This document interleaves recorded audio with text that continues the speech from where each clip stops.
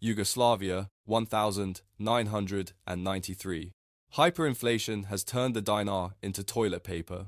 The ethnic wars have shattered supply chains. A man walks into what used to be a grocery store, now just a room, where desperate people gather to trade whatever they have left. He reaches into his pocket and pulls out his wedding ring. 5 grams of gold. In the old world, maybe $300. He holds it up to a vendor selling bread and canned meat. The vendor doesn't even look at it long, just shakes his head. No, I can't eat gold. I can't heat my house with gold. What else do you have? The man has nothing else. He walks away. His children will go hungry another day. Another man approaches the same vendor. He pulls out a pack of cigarettes. 20 cigarettes. Maybe $8 in the old world. The vendor's eyes light up. They negotiate briefly. The cigarettes buy 2 weeks of bread, 3 cans of meat, and a bag of vegetables. Let that sink in. The gold ring? Worthless. The $8 pack of cigarettes? Worth 50 times the gold. This isn't a story about cigarettes though. It's about the violence of value inversion, the moment when everything you thought mattered stops mattering, and everything you ignored becomes priceless. And it happens in every collapse. Venezuela, Argentina, Weimar Germany, Zimbabwe, Lebanon. The pattern is always the same. You think precious metals are the smart prep, gold and silver, the eternal stores of value, and you're not wrong for the long game. But here's the problem. Most people don't make it to the long game. They starve or freeze or die of infection in the first 6 months, while they're sitting on a pile of gold nobody wants because nobody can eat it, burn it, or use it to solve the immediate problem of not dying today. Collapse economics runs on a different currency. Not what's rare, not what's shiny, what solves immediate suffering, what people desperately need right now. I'm going to show you 7 categories of items. Cheap, stupid cheap. The kind of things you'd laugh at if someone told you they're more valuable than gold. But every single one is verified by historical collapse data. Every single one solves a desperate problem.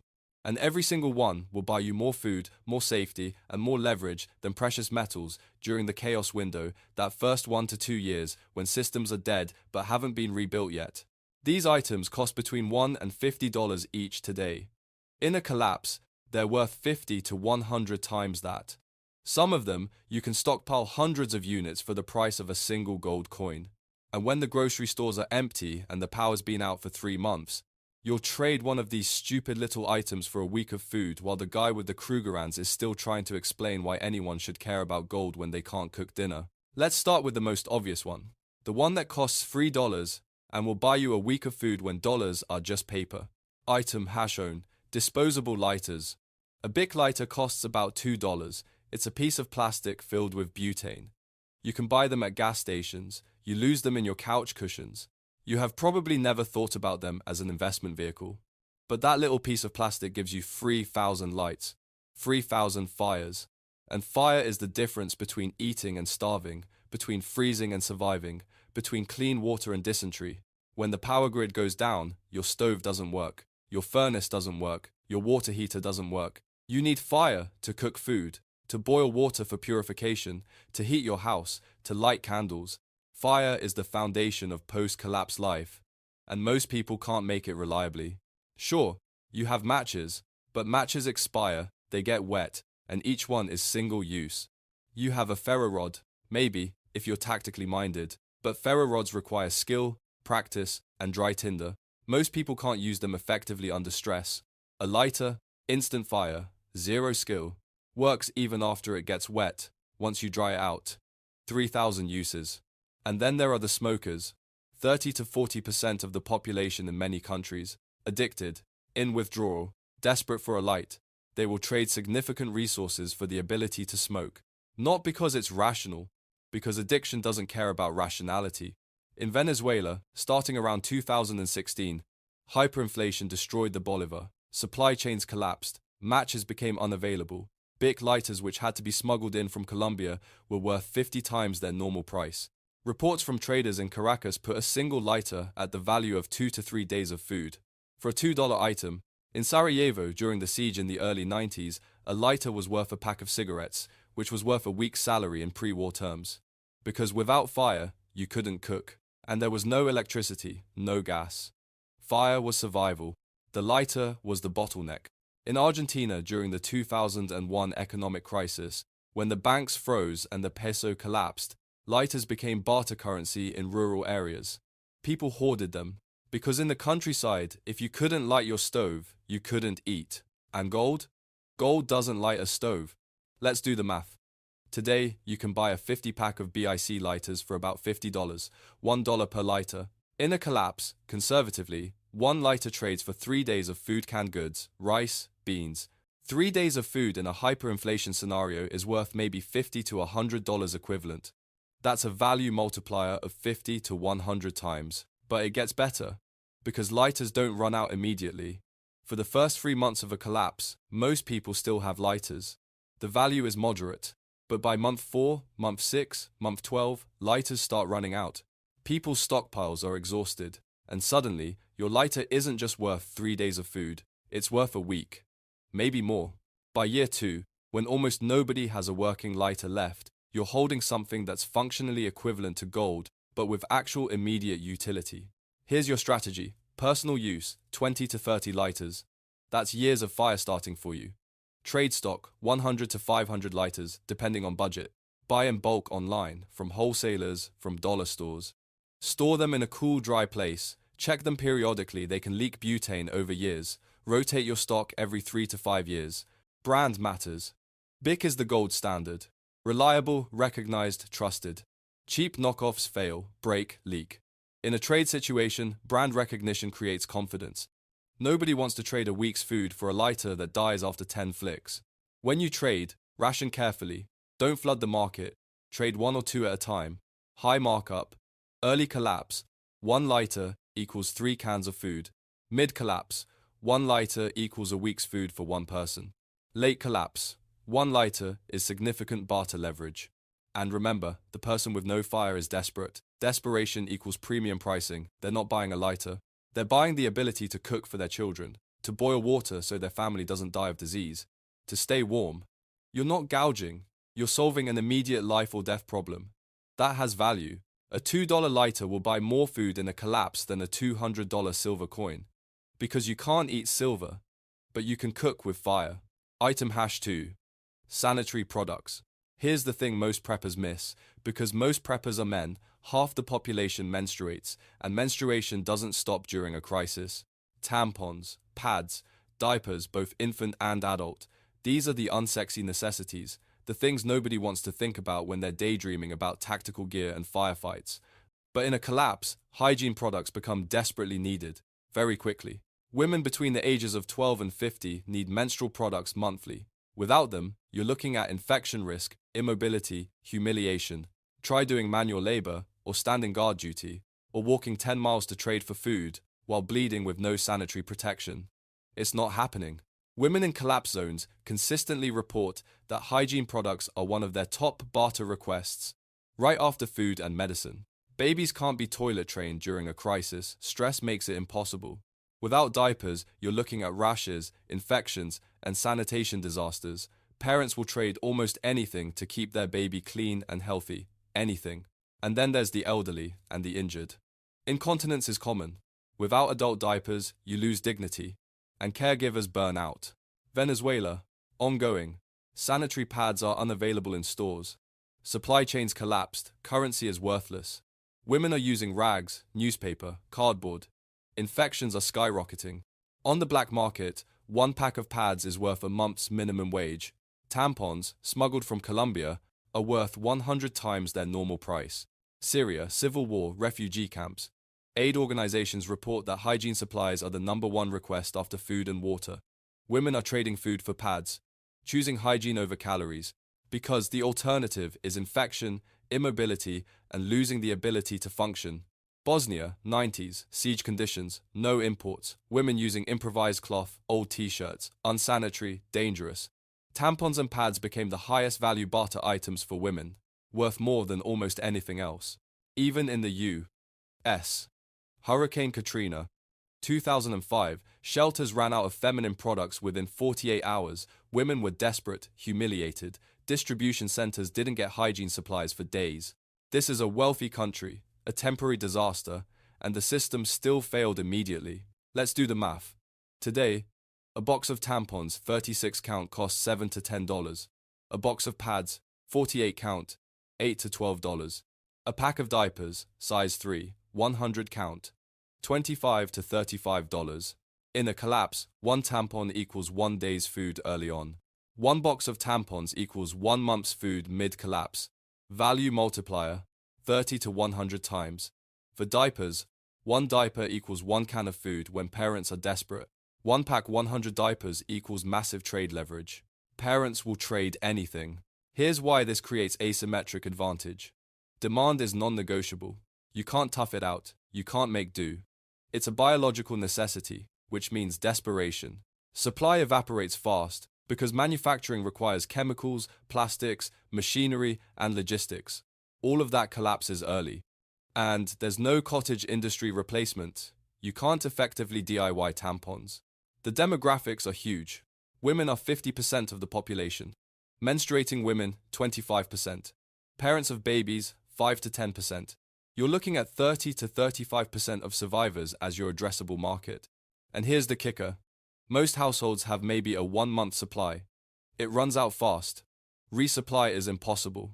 For family use, if you have one woman in your household, 10 tampons or pads per cycle, 12 cycles per year, that's 120 units per year. A 3-year supply is 360 units. Manageable, for trade, stockpile 500 to 1,000 units. Cost, $150 to $300. Potential barter value, $15,000 to $30,000 equivalent. Storage is simple. Keep them dry, moisture degrades them. Make sure they're individually wrapped. For hygiene and for trading in small quantities. Rotate your stock. 5-year shelf life is generally safe. Buy in bulk online, Amazon, Costco. Buy generic brands. They're just as functional and way cheaper. Diapers are trickier because babies grow. For trade, focus on size 3 or 4, the most universal sizes. Age is 1 to 3 years. Shelf life is 2 to 3 years because the elastic degrades. Alternative, cloth diapers. Reusable, infinite value for families if they have water to wash them. When you trade, target women directly or men with wives and daughters who are desperate to provide. Parents with babies. Early collapse. 1 pad or tampon equals 1 day's food. Mid-collapse. 1 product equals 3 to 5 days' food. Late collapse. 1 product equals a week's food. And here's the reputation angle. The person who provides hygiene products becomes known as the provider of dignity. Women remember who helped them in that situation. That's loyalty you can't buy with gold. That's long-term trading relationships. That's community standing.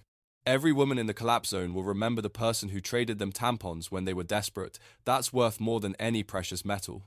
Item #3, reading glasses. Here's a biological reality most people under 40 don't think about.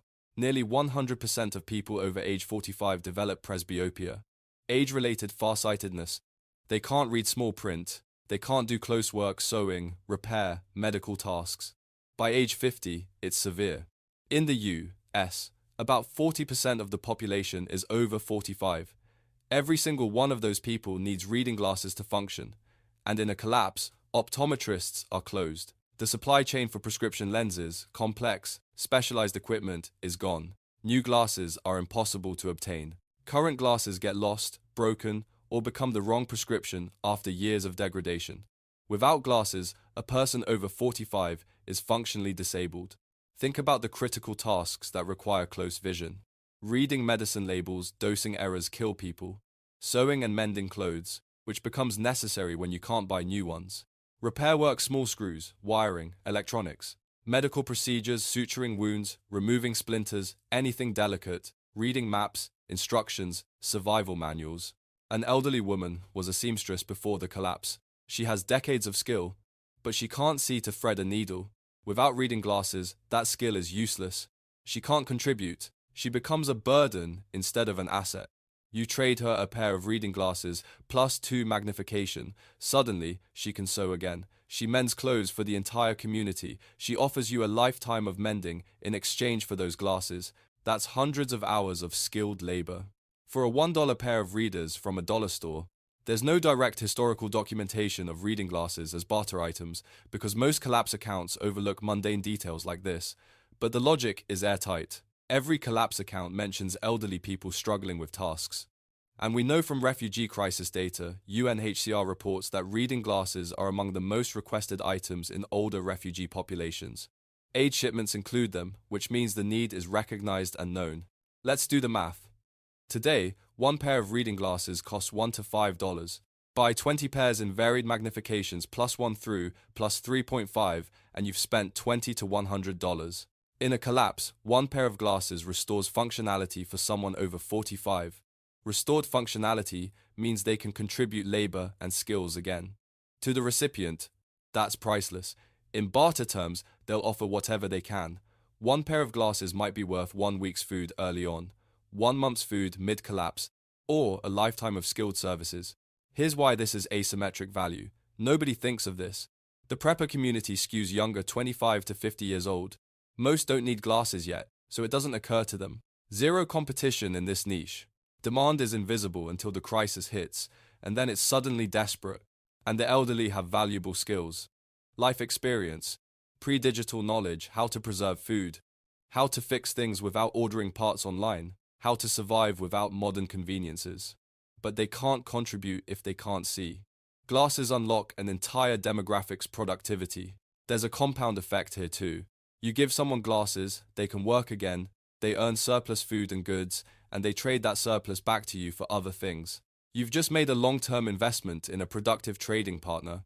Stockpile strategy. Buy a variety of magnifications. Plus 1, plus 1.5, plus 2, plus 2.5, plus 3, plus 3.5. 10 pairs of each magnification is 60 pairs total. Cost: $60 to $300, depending on where you source them. Buy from dollar stores at $1 per pair. Pharmacy sales. Online bulk eBay, Alibaba, where you can get 100 pairs for $50 to $100. Store them in hard cases to prevent lens scratching. Keep them in a dry location. Label the magnifications clearly so you can quickly match someone with the right strength. When you trade, carry multiple strengths with you. Have the person try reading small text with each pair until you find the right magnification. That moment when they can suddenly see clearly again creates instant value and gratitude. Early collapse. 1 pair equals 1 week's food. Mid-collapse. 1 pair equals 1 month's food or skilled labor exchange. Late collapse. 1 pair equals lifetime loyalty and services. Your reputation becomes the person who can make the elderly see again. Elders remember, they tell others. You build intergenerational goodwill, which translates to community standing and protection. When an old man can't read his medicine bottle, a $1 pair of readers is worth more than all the gold in his safe. Item: #4. Alcohol. Alcohol is the triple threat barter item. It serves 3 desperate needs simultaneously: vice and addiction, medical applications, and utility. This makes it one of the most versatile collapse currencies in history. Cheap vodka costs $8 to $15 per liter. Rubbing alcohol isopropyl 70 to 99% costs $2 to $5 per liter. Both become worth 50 to 100 times that in a collapse. Let's start with vice. About 15% of the population has alcohol dependence.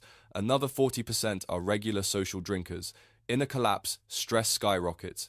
Drinking increases, and for alcoholics, withdrawal isn't just unpleasant, it's medically dangerous. Seizures, delirium, tremens, death. Alcoholics will trade anything for a drink, anything.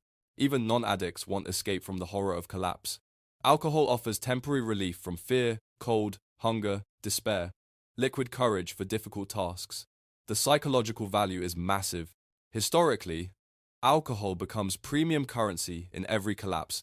Prohibition in the 1922 US. Bootleggers became wealthy. The Soviet collapse in 1991. Vodka was the de facto currency, more trusted than rubles. Workers were paid in vodka bottles. You could trade vodka for food, services, anything. It was more liquid than actual money. Yugoslavia in the 90s, rakia, plum, brandy became a trade standard. Everyone wanted it. Weimar Germany in the 1922. During hyperinflation, schnapps retained value while marks became worthless. Farmers accepted alcohol for food but refused paper money. Modern Venezuela whiskey is smuggled in and worth 50 times retail. It's used for medical purposes because hospitals have shortages, and also for vice because the stressed population is desperate for relief. Now, medical applications. Alcohol is an antiseptic and disinfectant. You use it to clean wounds and prevent infection. You use it to sterilize instruments, needles, scalpels, scissors before medical procedures. You use it to disinfect surfaces. When rubbing alcohol runs out, High-proof drinking alcohol becomes the substitute. Vodka at 40% ABV or Everclear at 95% works. 60% ABV or higher is ideal for effective antiseptic use. Imagine this. Someone's injured, needs wound cleaning, and there's no rubbing alcohol, no hydrogen peroxide. You use vodka. It cleans the wound, prevents sepsis. That vodka just saved a life. Utility applications. High-proof alcohol burns clean. You can use it as fuel in alcohol stoves, which are portable and safe to use indoors with ventilation. You can use it in alcohol lamps for light. You can use it as a solvent, removes adhesives, grease. You can use it to make tinctures for herbal medicine by extracting active compounds from plants. And in many historical collapses, alcohol becomes a universal barter standard. Everyone wants it: drinkers, medics, mechanics.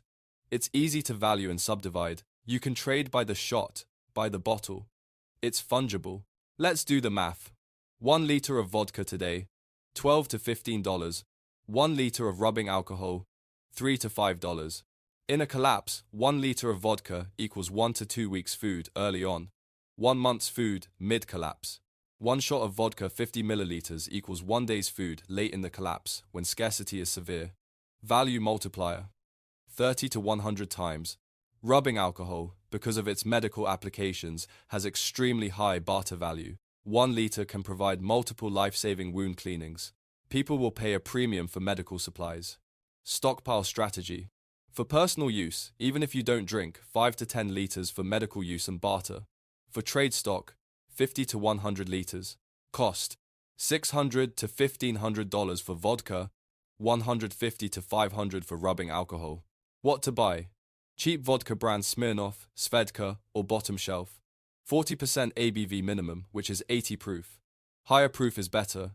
Everclear at 190 proof is ideal, but expensive. For rubbing alcohol, buy 70% or 99% isopropyl. 99% is preferred because it doesn't dilute when used medically. Storage. Cool, dark place. Alcohol evaporates slowly in heat. Keep bottles tightly sealed. Glass is better than plastic for long-term storage. Legal considerations. Buying in bulk is legal, you're not distilling. Some states have limits on quantity per transaction. Make multiple trips if necessary. Trading strategy. Rationing is critical.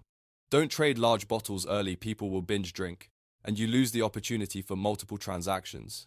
Trade by the shot or in small bottles, like 200 milliliter sizes. This maximizes your number of transactions. Run a dual market approach. Trade to the vice market drinkers with high markup and frequent trades. Trade to the medical market, medics and families at premium pricing for critical need. Security is important. Alcohol is high value, which makes it a theft target. Don't advertise your supply. Don't let neighbors know. Trade from a secure location. Barter ratios. Early collapse, 1 liter equals 1 week's food. Mid collapse, 1 shot equals 1 day's food. Late collapse, 1 shot equals significant leverage because addicts are desperate and supply is nearly gone. Gold might store value, but vodka creates it. 1 disinfects wounds. 1 numbs pain. 1 closes deals. Which would you rather have when the pharmacy's empty and your neighbor's infected wound is turning septic? Item: #5. Coffee and tea. 80% of adults consume caffeine daily. That's not an exaggeration. Coffee, tea, energy drinks, soda. Caffeine is the most widely used psychoactive drug on the planet, and in a collapse, the supply vanishes overnight. Caffeine withdrawal peaks at 24 to 48 hours. Symptoms: splitting headaches, crushing fatigue, irritability, brain fog, depression. You can't think, you can't function. You're useless for demanding physical labor, for security watch, for decision making, and you feel like you're dying. Now imagine 80% of the population going through that simultaneously. Mass withdrawal, morale collapse. Instant coffee, freeze-dried, long shelf life, costs $5 to $10 for a large container with 100 servings. Tea bags, 100 count, cost $5 to $8. Cheap, forgettable, until there's none left. Coffee and tea aren't just about addiction, though. They're about morale. A hot beverage in the morning is psychological comfort. It's a routine, a sense of normalcy in the chaos.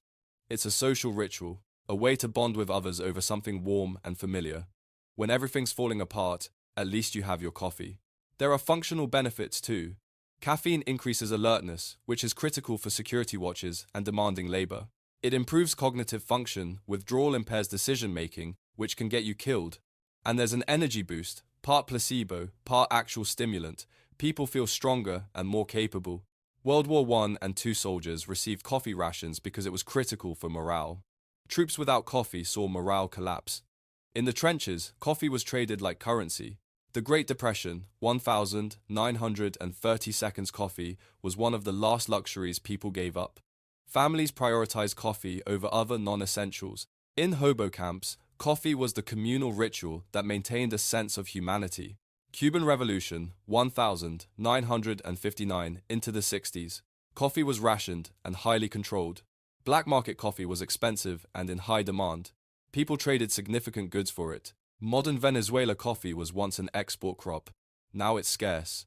The price is 100 times normal due to hyperinflation and scarcity. People skip meals to afford coffee. Let's do the math. An 8-ounce jar of instant coffee, making about 100 cups, costs $8 to $12 today. Tea bags, 100 count, $5 to $8. In a collapse, 1 cup of coffee equals 1 day's food when you're trading with caffeine addicts in withdrawal.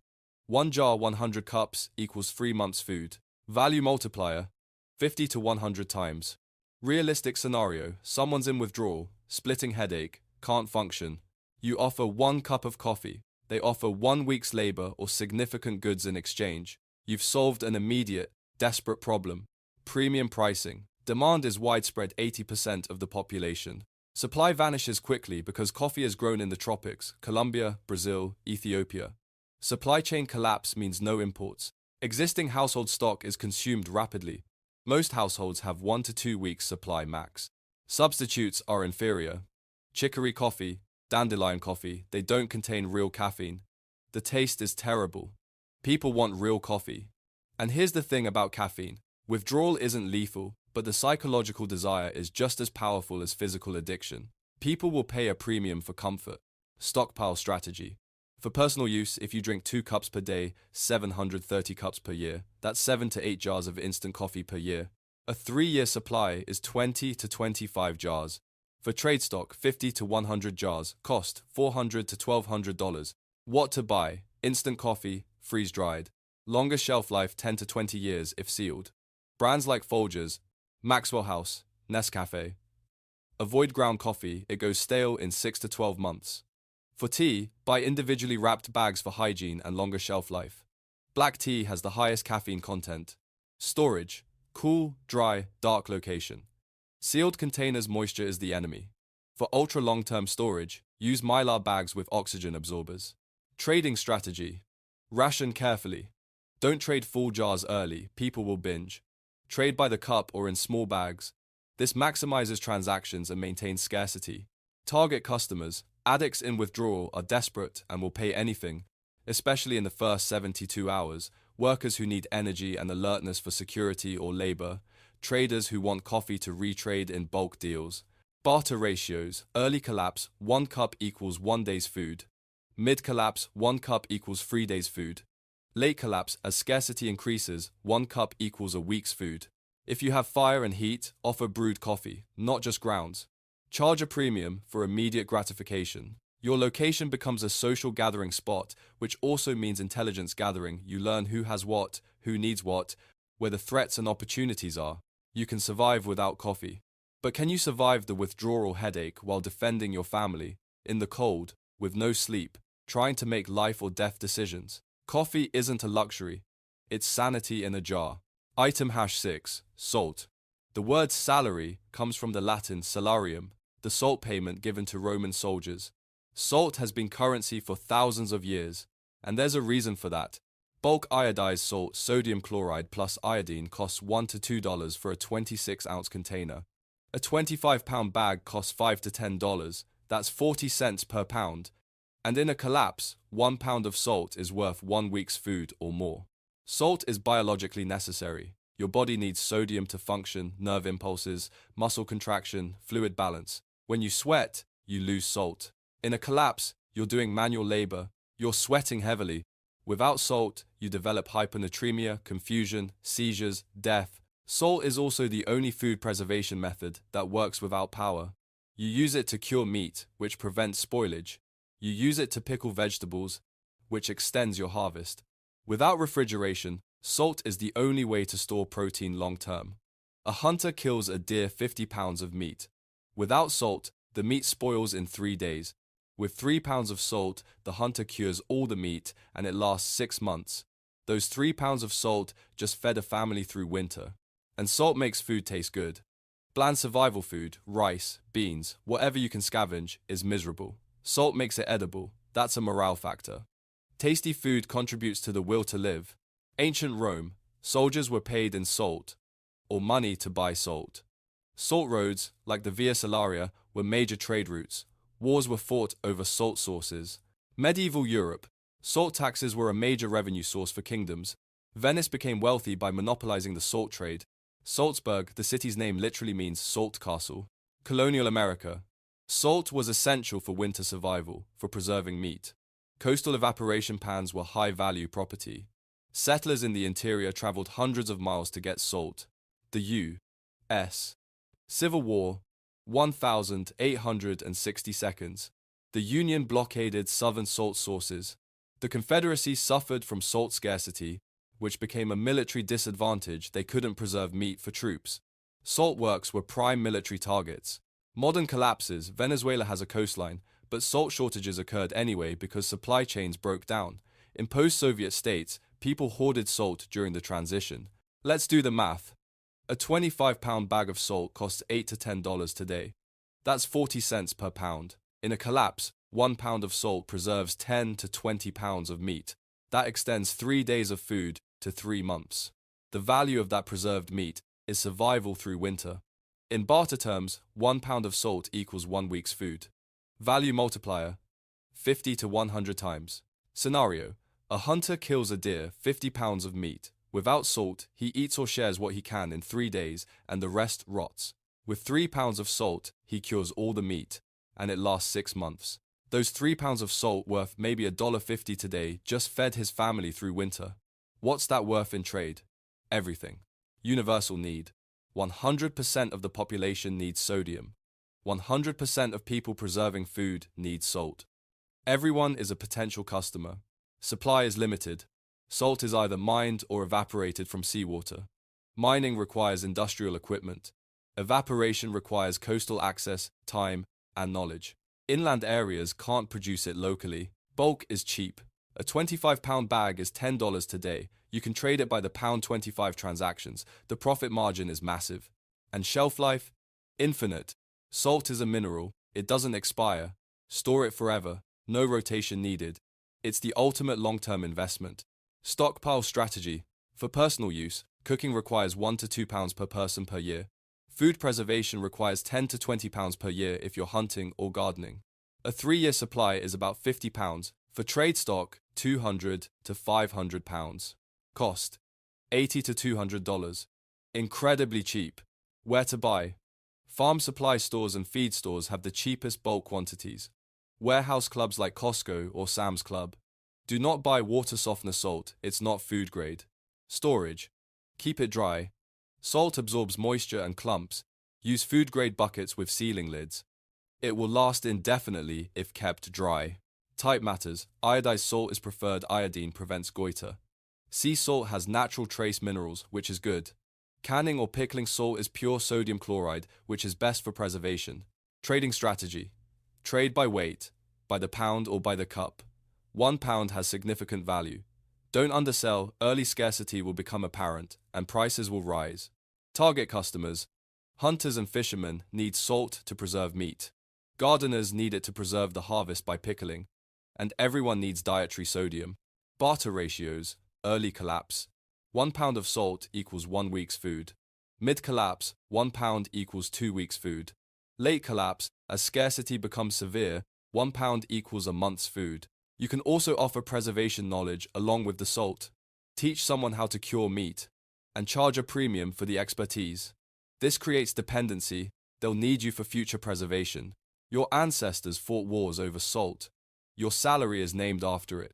But you're ignoring it to buy another tactical flashlight. Learn from history. Item #7. Sewing supplies. In the old world, when your shirt tore, you threw it away and bought a new one. In the new world, that torn shirt is your only shirt. Heavy-duty sewing needles cost 10 to 50 cents each. Thread costs $1 to $3 per spool.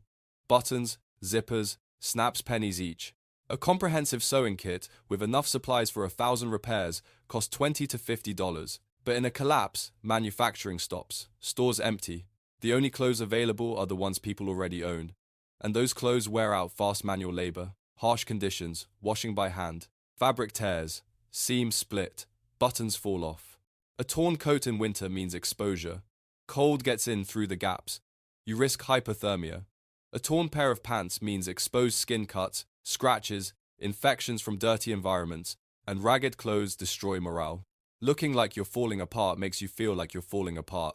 The repair economy becomes everything. You can't make new cars, new clothes, new shoes easily in a collapse, but you can repair existing ones if you have supplies. Repair extends the life of irreplaceable goods. High value add with low resource input. Great Depression, 1,930 seconds. Make do and mend was the culture. Sewing was an essential household skill. Patches, darning, repair were normal. New clothes were a rare luxury. Needles and thread were carefully preserved. World War II, 1,940 seconds, rationing limited fabric and clothing. The British government ran an official make do and mend campaign, teaching people to repair instead of replace. Women repaired clothes for entire families. Sewing supplies were valuable trade goods. Post-Soviet collapse, 1,990 seconds, new clothes were expensive and unavailable. Russian grandmothers mended everything. Markets sold used clothes and repair services. Sewing supplies were black market items.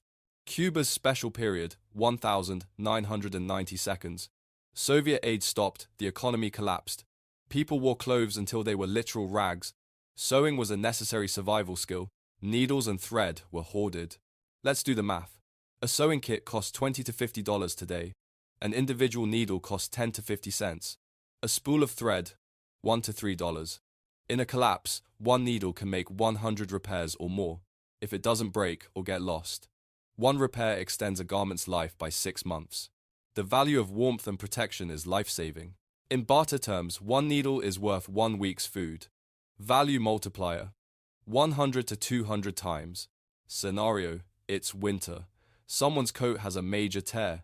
Without repair, the coat is useless and they freeze. With a needle and thread, the coat is repaired and they survive winter. They'll trade 1 month's food for that repair or for the supplies to do it themselves. Supply is finite. Needles are steel. They require manufacturing infrastructure. Thread is spun and manufactured, not easily cottage producible. Buttons are plastic or metal, requiring industrial processes. There's no cottage industry replacement in a collapse. Demand is constant. Everyone's clothes wear out. It's not a one-time need. Repeat customers. If you have sewing skills, offer repair services, trade labor for ongoing income. If you don't have skills, trade supplies to those who do. Both models create high value. And sewing supplies are lightweight and compact. 1,000 needles fit in a shoebox. Easy to store, transport, hide. Low theft visibility. Thieves look for food and guns, not sewing supplies. Stockpile strategy. Needles. Buy variety packs with leather needles, canvas needles, and standard needles. Heavy-duty needles for thick fabric and leather are the priority. 100 to 500 needles. Thread. Polyester is strong and doesn't rot. 20 to 50 spools. Heavy-duty thread. Upholstery weight is best. 10 to 20 spools. Buy multiple colors or stick to neutrals: black, brown, tan, olive. Buttons, snaps, zippers. Buy variety packs, 100 to 500 of each. Total cost, $100 to $300. Where to buy? Fabric stores like Joann or Hobby Lobby. Online bulk from eBay or Amazon industrial quantities. Estate sales often have vintage sewing supplies, high-quality old stock. Storage. Dry location thread can mildew. Keep organized needles by type and size, thread by color and type. Use a metal tin or plastic case to prevent rust on needles and tangles in thread. Bonus items. Thimbles protect fingers when hand sewing thick material. Scissors. Fabric scissors are essential for cutting. Pins hold fabric in place while sewing. A seam ripper undoes mistakes. Trading strategy. You can sell supplies to people who know how to sew in one time, high-value trades. Or you can offer repair services, trading labor for ongoing income in food and goods. Best strategy: combine both. Sell supplies to sewers, offer repairs to non-sewers, target everyone. Clothes wear out universally. Manual laborers' clothes wear faster, they're high-frequency customers. Families with children, kids tear and outgrow clothes constantly. Barter ratios: 1 needle equals 1 week's food early on, 2 weeks mid-collapse, 1 month late in the collapse. 1 spool of thread equals 1 week's food. 1 repair service, simple repairs equal 3 days' food. Complex repairs like a winter coat equal 1 week's food. You can also teach basic sewing and charge a premium. This builds goodwill and reputation. They still need supplies from you, even after they learn. In the new economy, the hierarchy looks like this. Number 1. Food production farmers, hunters. Number 2. Repair and maintenance mechanics, seamstresses, cobblers. Number 3. Security guards, militia, everything else. Repair is number 2 because you can't make new cars, clothes, or shoes easily. But you can repair existing ones if you have supplies. This extends the life of irreplaceable goods. In the old world, you threw away a torn shirt and bought a new one. In the new world, that torn shirt is your only shirt. The person with the needle and thread isn't a hobbyist. They're a kingmaker. The pattern: 7 items. Lighters, sanitary products, reading glasses, alcohol, coffee, salt, sewing supplies. Costs ranging from $1 to $50 per unit, and every single one becomes worth 50 to 100 times that or more in a collapse. Here's the pattern: immediate utility beats rarity when systems fail. Gold and silver are excellent stores of value. For wealth preservation, they're smart. After a collapse stabilizes and currency systems are rebuilt, precious metals will matter again. But in the chaos window, that first 1 to 2 years when everything's broken and nothing's been rebuilt, gold has a fatal problem: 0 immediate utility. You can't eat it, you can't burn it, you can't wear it, you can't use it to solve the problem of not dying today. The collapse value hierarchy looks like this. Tier 1. Survival necessities, food, water, medicine. These get hoarded, not traded. You don't trade away your family's food. Tier 2. Functional goods, fire, repair, preservation. This is the trade zone. These are the items that solve immediate problems without depleting your core survival supplies. Tier 3. Comfort items, coffee, alcohol, tobacco. High psychological value. Tier 4. Precious metals, future value, but no immediate utility. These 7 items win because they're problem solvers. Each one addresses an immediate, desperate need. Lighters make fire, sanitary products provide dignity and health. Reading glasses restore function, alcohol numbs pain, disinfects wounds, and trades universally. Coffee maintains sanity, salt preserves food, and provides biological necessity. Sewing supplies extend the life of irreplaceable clothing. Universal demand. Everyone needs them. Not niche items. Supply exhausts quickly. Manufacturing collapses. Imports stop. And there's no easy replacement. Low initial cost. Accessible to stockpile now. And high markup 50 to 100 times value multiplication in a collapse. The common threads: cheap today, universally needed, supply evaporates, immediate utility, and historical precedent. Every single one of these items has been valuable in past collapses. In the old world, value equals rarity plus desire plus marketing. Gold is rare, so gold is valuable, but in a collapsed world, value equals immediate utility plus desperation. A lighter makes fire, so a family doesn't freeze, so the lighter is priceless. There's a liquidity advantage here, too. Gold and silver are hard to subdivide, hard to value in a barter situation, and not universally desired in the early chaos. But these 7 items, easy to trade: 1 needle, 1 lighter, 1 pound of salt. Everyone understands the value immediately. Everyone wants them. The stockpile strategy. You don't need a fortune to do this. Let's break it into budget tiers. Micro budget, $100 total. Lighters, 50 pack for $50. Salt, 2 25-pound bags for $20. Instant coffee, 5 jars for $40. Total, $110. Focus on the highest demand, cheapest per unit items. Small budget, $500 total. Lighters, 100 pack for $100. Sanitary products, 10 boxes of tampons or pads for $100. Reading glasses, 50 pairs, varied magnifications, for $50. Alcohol, 20 liters of vodka and rubbing alcohol for $150. Coffee and tea, 20 jars of instant coffee for $80. Salt, 100 pounds for $40. Sewing supplies, comprehensive kit for $80. Total, $600. Full prep budget, $2,000. Scale up quantities across all categories, 500 liters, 50 boxes of sanitary products, 200 pairs of reading glasses, 100 liters of alcohol, 50 jars of coffee, 500 pounds of salt. Industrial grade sewing kit. Adjust quantities to fit your exact budget. Don't buy everything at once. Buying 500 liters and 50 boxes of tampons in one trip flags you as a prepper and creates financial strain. Use a monthly purchase plan. Month 1, lighters and salt. Month 2, coffee and reading glasses. Month 3, sanitary products. Month 4, alcohol. Month 5, sewing supplies. Month 6 through 12, scale up quantities gradually. Storage principles. Distribute your stockpile. Don't keep everything in one place. Fire, theft, and confiscation are real risks. Primary cash at home. Secondary cash at a trusted family member's or friend's location. A buried cache or off-site storage. Organize everything. Label items with dates and quantities. Keep an inventory list so you know what you have. Make access easy. Don't bury supplies under other stuff where you can't get to them quickly. Security matters. Keep a low profile. Don't tell neighbors. Hide supplies so they're not visible to visitors or repair people. Keep your stockpile with your other valuable preps defended. The trade timeline matters too. Months 1 to 3. Early collapse.